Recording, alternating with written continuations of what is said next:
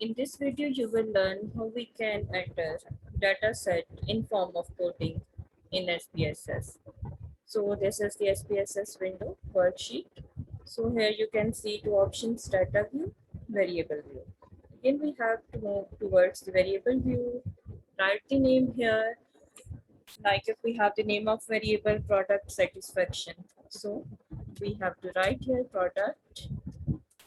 Here, important to note that if we have the space in the variable name, so SPSS is not reading the space. So we have to use underscore sign here instead of space product satisfaction. So the, we have write the name here. And again, the type is numeric because here we will assign the code. So the type is numeric, decimal, no decimal is required in this.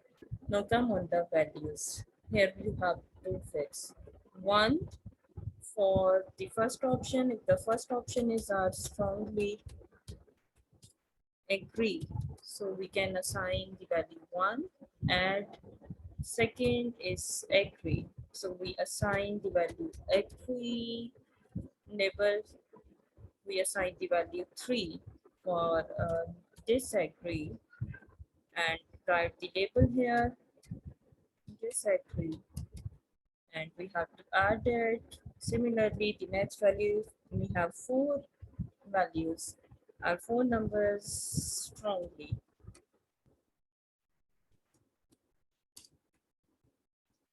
disagree. So add, okay.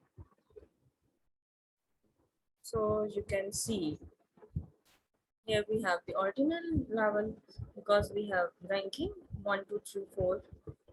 Now come on the data view sheet. Here you can see the name of variable product satisfaction.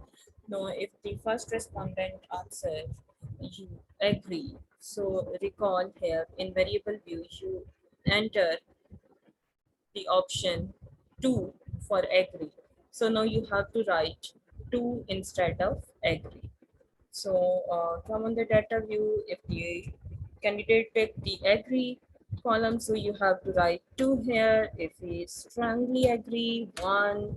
Again, if the next one is agree, if the next is disagree, if the next respondent is strongly agree, you have to enter 1. If disagree, if agree, you strongly disagree. So like this, you can fill your data sheet of SPSS with codings.